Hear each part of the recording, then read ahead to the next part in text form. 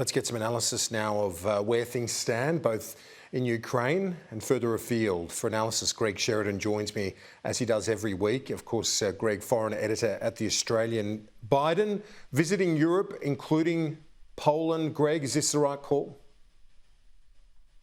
Yes, I think it is, Kieran. I think it's a very good move from Joe Biden. This expresses the maximum solidarity. They've announced increased sanctions today, but I think you'll see further enhanced sanctions and further aid for Ukraine. I've got a piece in today's Australian predicting, on the basis of no information, that Biden will try to hold a meeting with Zelensky. Either he would slip heroically into Ukraine near the Polish border, or Zelensky might steal over and see him in Poland. Either way, it'd be a fantastic gesture of solidarity with the Ukrainians. And I think the sanctions are going to keep ratcheting up until this conflict comes to an end.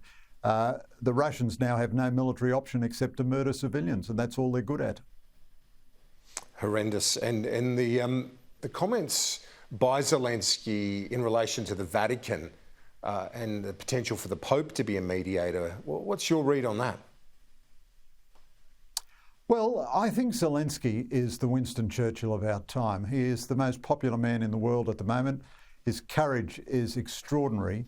I do think this is more or less PR rather than a serious proposal, because the Russian Orthodox Church, not to put too fine a point on it, absolutely hates the Catholic Church and defines itself in part by its hostility to the Catholic Church. And I think it's very unlikely. I mean, Putin might use the Russian Orthodox Patriarch as a mediator or something, but this is no criticism of Zelensky at all. I think what he's doing is he's mobilising the Vatican's still very considerable moral authority, especially of the Pope, Pope Francis, to his cause. And, you know, the United Nations Secretary General, the Pope, everybody else you can think of, is telling Putin, you are a barbarian and you must stop this indiscriminate murder.